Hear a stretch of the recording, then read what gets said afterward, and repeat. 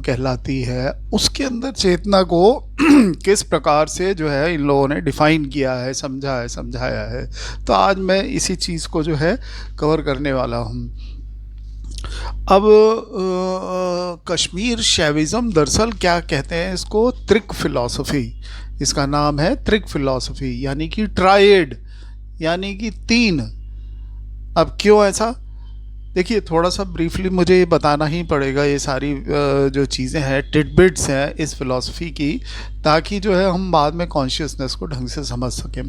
तो जो ट्रायड है या त्रिक है, उसका अर्थ ये है कि इसके तीन पार्ट हैं और तीनों एक ही चीज़ की मैनिफेस्टेशन है, तो इसलिए इसको त्रिक बोला जाता है। जैसे शिव जी का त्रिशूल होता है, वैसे ही इसको तीन इसके जो है आयाम माने जाते हैं और इसलिए इसको त्रिक फिलॉसफी बोलते हैं। इसमें एग्जिस्टेंस के तीन कोऑर्डिनेट्स माने गए। पहला माना गया कॉन्शियसनेस, कॉन्शियसनेस यानी कि सुप्रीम कॉन्शियसनेस। और दूसरा माना गया एनर्जी, एनर्जी यानी कि शक्ति।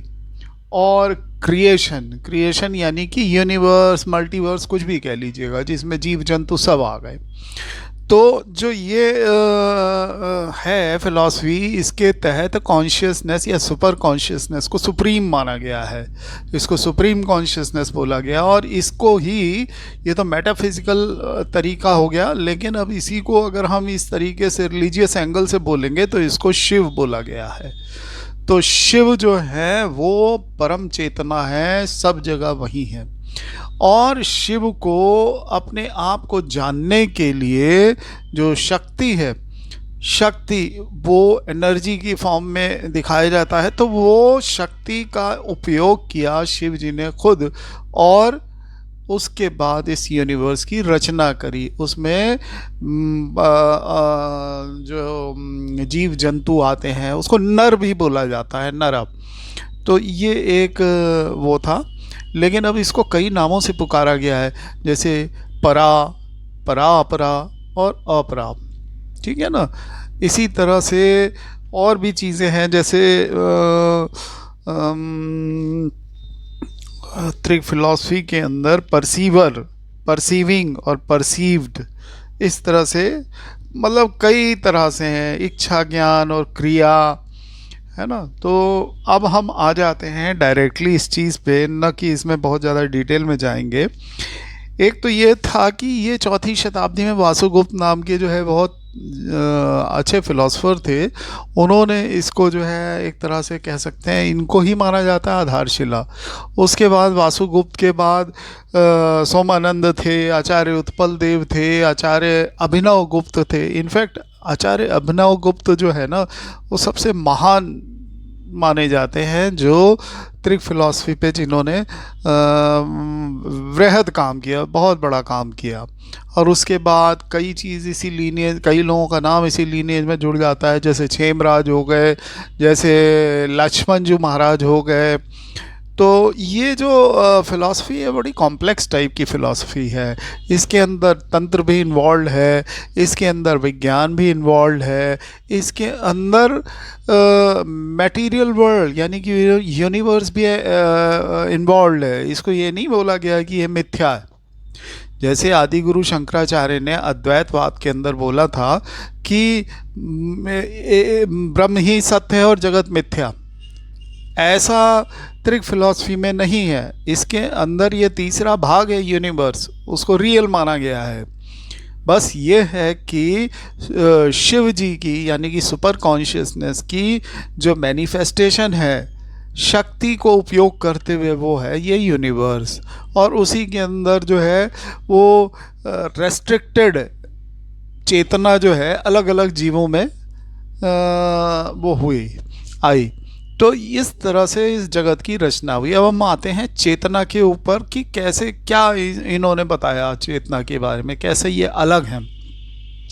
तो इनके यहाँ दो तीन और टर्म हैं, जैसे स्पंदन है और प्रत्याभिज्ञान है। तो अभी हमें फिर सिर्फ मतलब जो है इसी से है, स्पंद से। स्पंद का मतलब, यह स्पंदन का मतलब जो होता है वो होता है वाइब्रेशन, तो ये मानते हैं कि जो सुप्रीम कॉन्शियसनेस है वो स्टैटिक नहीं है, वो निष्क्रिय नहीं है, वो डायनेमिक है, उसके अंदर हलचल है, उसके अंदर वाइब्रेशन है, उसके अंदर फ्लक्चुएशंस हैं।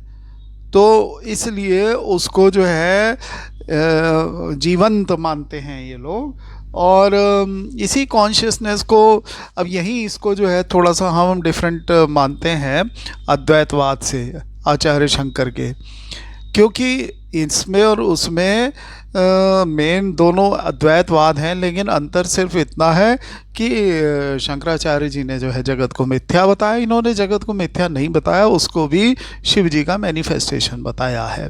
तो इस तरीके से जो है। अब जो स्पंदन है, इस स्पंदन के अंदर आप ये देखिए कि ये जैसे आजकल साइंस में बताया जाता है क्वांटम फ्लक्चुएशन होता है नथिंगनेस में, यानी वैक्यूम है, कुछ भी नहीं है, स्पेस टाइम नहीं है, तो उसमें भी कुछ क्वांटम फ्लक्चुएशंस होती रहती हैं और उससे फिर से अगेन जो है क्रिएशन हो जाता है। तो इसी प्रकार से जो स्पंद है या स्पंदन है, इसमें ये जो है इसी चीज़ का पर्याय है कि इससे जो है आपका जो है ये संसार जो है इसी स्पंदन से बनता है और इसके तीनों भाग इसी के माध्यम से हो जाते हैं। तीनों भाग क्या कि creation, sustenance and dissolution. Creation का मतलब ये हुआ कि इस संसार की रचना, सस्टेनेंस का मतलब हुआ कि इस संसार को जो है वो करना, मैनेज करना, और डिसोल्यूशन मतलब इस संसार का संहार करके नया एक रिसाइकल करके नए संसार को रचने की तैयारी करना। अब इसी को हम लोग रिलीजियसली क्या बोलते हैं? ब्रह्मा विष्णु महेश। ब्रह्मा जी जो हैं वो क्रिएटर हैं, विष्णु जी मैनेजर हैं इस पूरे संसार के, और शिव जी जो हैं इसके रिसाइकलर हैं, वो भूमि तैयार करते हैं नए जीव की, ठीक है ना, नए ब्रह्मांड की। तो ये इस तरीके से रिलीजियसली हम इसको डिस्क्राइब कर सकते हैं। और इसके अंदर जो है दृष्टा और दृश्य, इनका भी बड़ा ज़बरदस्त डिस्क्रिप्शन है, बड़ा कॉम्प्लिकेटेड हो जाएगा, लेकिन फिर इसलिए जो है उसको हम बाद में कवर करेंगे। और इसको मोनिज़म ही बोला जाता है क्योंकि इसके अंदर ड्यूअलिज़म नहीं है, और इसको महाद्वैतवाद भी बोला जाता है क्योंकि द्वैतवाद के ऊपर इसके अंदर संसार को सच माना गया है। तो बहुत सारी चीज़ें हैं इसके अंदर जो कि, और आज की तारीख में इसको बहुत सारे लोग जानते नहीं हैं। सबसे बड़े दुख की बात ये है कि ये इतनी ज़बरदस्त और इतनी गहरी फ़िलॉसफी है कि इसको जो है बिल्कुल लाइमलाइट में लाना चाहिए। और हाँ, इसको कश्मीर शैविज़म इसलिए बोलते हैं क्योंकि इन विद्वानों ने जो काम किया ये सब कश्मीर के थे, इसलिए इसको कश्मीर शैविज़म बोलते हैं, वरना इसको जो है त्रिक फिलॉसफी बोलते हैं। और इसको सिंबॉलिकली, जैसे शिव जी का त्रिशूल होता है ऐसे ही इसको सिंबॉलिकली डिनोट या रिप्रेजेंट भी किया जाता है। और इनको आगम बोला जाता है। आगम का अर्थ ये है कि ये रिवील्ड है। रिवील्ड का मतलब क्या हुआ कि जैसे इनिशियल सेजेस थे, ऋषि मुनि थी, जैसे वासुगुप्त जी का आपको बताया मैंने, तो वासुगुप्त जी जो है ध्यान, बड़े गहरे ध्यान में अपनी कॉन्शियसनेस और सुपर कॉन्शियसनेस के साथ जोड़ने की कोशिश करके डाउनलोड करते थे, और जो उनको ज्ञान मिलता था उसी को जो है वो आगे अपने शिष्य को बता करके उसको उन्होंने प्रोपोगेट किया। तो इसलिए इसको आगम बोलते हैं, ये रिवील्ड है, ये मतलब एक तरह से डायरेक्ट भगवान से जो है उनको ये ज्ञान प्राप्त हुआ। तो ये है। और जैसे शिव को, वेदों को निगम बोला जाता है। निगम का अर्थ ये है कि वेद जो है बड़े ऑर्गेनाइज्ड है, उसमें जो है 4 वेद हैं, चारों के अलग अलग पर्पज़ हैं, और उसमें जैसे उपनिषद है, वेदांत है, ये लास्ट वाला जो है ये हर एक वेद के अंत में होता है, ये ज्ञान कांड है। ये सिर्फ जो है पर्पसफुली इसी के लिए बनाया गया था कि इससे जो है हम ज्ञान की बातें कर सकें, क्योंकि कर्म कांड की तो बहुत सारी चीज़ें हैं वेदों में दी गई, और संगीत और वाइब्रेशन और फ्लक्चुएशन जो होता है, जैसे सामवेद इस काम के लिए होता है, इसमें ये जो ऋचाएँ लिखी गई हैं ये इन्हीं नोट्स और वाइब्रेशन म्यूज़िक के ऊपर दी गई हैं, जिससे ही मंत्रोच्चार होता था। लेकिन जो वेदांत था वो प्योरली जो है मेटाफिजिकल वर्ल्ड, चेतना और इस तरह की बातों के लिए था। हालांकि उसको बाद में कवर करेंगे, तो आज ब्रीफली मैंने आपको बताया है कि स्पंद जो है वो किस तरीके से जो है एक डायनामिक है, एक हलचल होती है उसमें, वो एक्टिव है, और उसी से जो है इस सृष्टि की रचना होती है, इसी से सृष्टि चलती है, इसी से सृष्टि रिसाइकल हो जाती है।